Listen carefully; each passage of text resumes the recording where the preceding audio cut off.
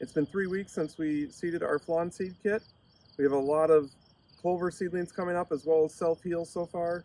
No creeping thyme seeds yet. We don't expect those to come up for another week or two yet.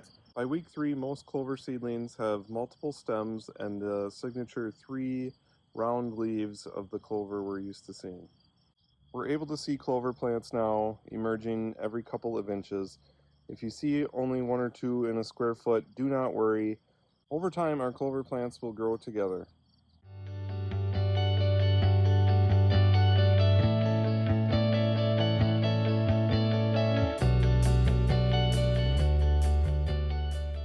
It's important to continue to keep the lawn mowed at about 3 to 3.5 inches to allow sunlight to the seedlings and to prevent the grass from overcrowding them. It's also important to keep the ground from completely drying out. Watering daily may not be necessary unless it's hot and dry.